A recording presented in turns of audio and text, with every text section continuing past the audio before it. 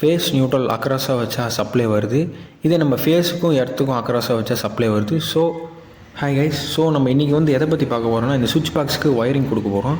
Already நம்ம வாங்கக்குள்ளே டிஃபால்ட்டாக ஃபேஸுக்கு நியூட்ரலுக்கு கொடுத்துட்டாங்க. பட் எர்த் ஒயர் கொடுக்கல. நம்ம எர்த் ஒயர் கொடுத்துட்டு இந்த 3 பின் ப்ளக்கில் வந்து நம்ம எப்படி ஒயர் கனெக்ட் பண்ணுறது அப்படின்னு வந்து பார்க்க போகிறோம். இது வந்து ஒரு ஜங்ஷன் பாக்ஸாக நம்ம யூஸ் பண்ணுறதுக்காக மேக் பண்ண போகிறோம். ஸோ நம்ம வாங்க ஸ்ட்ரெயிட்டாக வீடியோக்குள்ளே போயிடலாம். இப்போ நம்ம சர்க்யூட் டயக்ராம் படி நம்ம வந்து கனெக்ஷன் கொடுத்துப்போம்.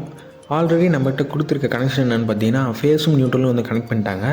எப்படி ஃபேஸ் வந்து கனெக்ட் பண்ணியிருக்காங்கன்னு பார்த்தீங்கன்னா, காமனாக ஸ்ட்ரெயிட்டாக எல்லாத்துக்குமே கொடுத்துட்டு பேரலாக சுவிட்சுக்கு வந்து கனெக்ட் பண்ணியிருக்காங்க. அடுத்து சுவிட்சோட அவுட் எடுத்துகிட்டு போயிட்டு சாக்கெட்டோட இன்னில் வந்து கனெக்ட் பண்ணியிருக்காங்க. நியூட்ரல் பார்த்திங்கன்னா காமனாக எல்லா சாக்கெட்டும் கொடுத்துட்டாங்க. எர்த்து பார்த்திங்கன்னா நம்ம காமனாக எல்லாத்துக்குமே கொடுக்குறது தான். ஸோ நம்ம இந்தியன் ஸ்டாண்டர்ட் படி பார்த்திங்கன்னா கலர் கோட் இருக்குது. ஃபேஸுக்கு பார்த்திங்கன்னா ரெட் கலர் கொடுத்துருக்காங்க. நியூட்ரலுக்கு பார்த்திங்கன்னா பிளாக் கலர், எர்த்துக்கு வந்து க்ரீன் கலர் கொடுத்துருக்காங்க. இது வந்து இந்தியன் ஸ்டாண்டர்ட். ஸோ இப்போ நம்ம வந்து ஜங்ஷன் பாக்ஸை யூஸ் பண்ணுறதுனால நம்மகிட்ட இருக்கிற ஒயரை மெட்டீரியலை யூஸ் பண்ணி நாங்கள் வந்து இப்போ கனெக்ஷன் கொடுத்துருக்கோம். இப்போ நம்ம சுவிட்ச் பாக்ஸ் ஓப்பன் பண்ணியாச்சு.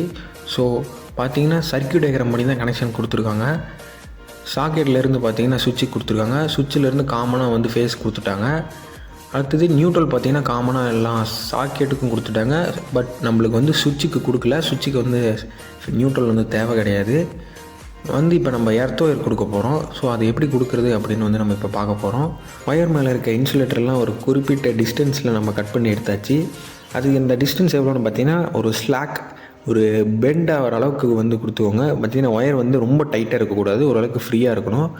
இப்போ வந்து நம்ம எர்த் பின்னில் இருக்க ஸ்க்ரூஸ் வந்து ரிமூவ் பண்ணிட்டு லூஸ் பண்ணி விட்டுட்டு உள்ளே ஃபுல்லாக ஒயரை வந்து கனெக்ட் பண்ணிவிட்டு அப்புறம் ஃபுல் டைட் வச்சுட்டு இப்போ வந்து நம்ம சுவிட்ச் பாக்ஸ் வந்து செக் பண்ண போகிறோம்.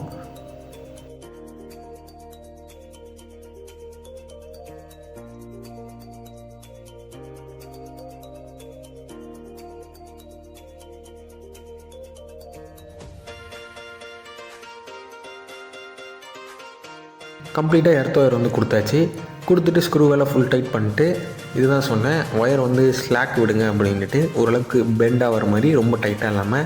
ப்ளக்கில் எப்படி கனெக்ட் பண்ணுறதுன்னு பார்த்தீங்கன்னா அதில் மென்ஷன் பண்ணியிருப்பாங்க லைன் நியூட்ரல் அப்படின்ட்டு. இப்போயுமே எல்லா சாக்கெட்டுமே பார்த்திங்கன்னா ரைட் சைடு இருக்கிறது வந்து லைனு, லெஃப்ட் சைடு வந்து நியூட்ரல். எர்த் பார்த்திங்கன்னா நம்மளுக்கு தெரியும் மேலே டாப்பில் இருக்கும். இந்த மாதிரி தான் நான் வந்து இப்போ கனெக்ஷன் பண்ணியிருக்கேன். ரெட் கலர் வந்து லைன் வோல்டேஜ், எல்லோ கலர் வந்து பார்த்திங்கன்னா நியூட்ரல், ப்ளூ பார்த்திங்கன்னா எர்த் ஒயர். ஸோ இந்த மாதிரி தான் மென்ஷன் பண்ணியிருப்பாங்க LN அப்படின்ட்டு. இப்போ வந்து மேல் கேப் க்ளோஸ் பண்ணிட்டு நம்ம இப்போ செக் பண்ண போகிறோம். பவர் சப்ளை நம்ம இப்போ கனெக்ட் பண்ணிவிட்டு செக் பண்ண போகிறோம். மல்டிமீட்டரை வச்சு ஃபேஸுக்கு வந்து நம்ம டேரெக்டாக மல்டிமீட்டரோட ப்ளஸ் எடுத்துகிட்டு போயிட்டு வச்சுட்டு இப்போ வந்து மல்டிமீட்டர் வந்து ஆன் பண்ண போகிறோம். வோல்டேஜ் சிம்பிள் கொடுத்துருப்பாங்க. அதிலே கீழே பார்த்திங்கன்னா ஒரு வேவ் மாதிரி சிம்பிள் கொடுத்துருப்பாங்க. அதுதான் வந்து AC 600 வச்சுட்டு இங்கே வந்து 230 240 கிடையாது. அதனால் நான் வந்து ஸ்ட்ரைட்டாக 600 வச்சுக்காச்சு. வந்து வச்சுட்டு இப்போ நம்ம சுவிட்ச் ஆன் பண்ணிட்டோம். ஃபஸ்ட்டு நம்ம ஃபேஸுக்கு நியூட்ரலுக்கும் வந்து பார்ப்போம். 250 சம்திங் வருது. இப்போ அடுத்தது நம்ம எர்த்துக்கு வந்து செக் பண்ண போகிறோம். 255 வருது. ஸோ எர்த் ஒயர் வந்து இப்போ கரெக்டாக கனெக்ட் ஆகிடுச்சு. இந்த இதிலே வந்து ஒரு டேஞ்சரான விஷயம் ஒன்று இருக்குது. வீட்டில் வந்து ப்ராப்பராக எர்த் ஒயர் வந்து கொடுத்துருக்காங்களா அப்படின்னு கன்ஃபார்ம் பண்ணிக்கோங்க. ஒரு காப்பர் பிளேட் ஆர் ஒரு லோ ரெசிஸ்டன்ஸ் மெட்டீரியல் வந்து மண்ணுக்குள்ளே போட்டு புதைச்சிருப்பாங்க. அதை வந்து கனெக்ட் பண்ணியிருப்பாங்க எர்த்தோட.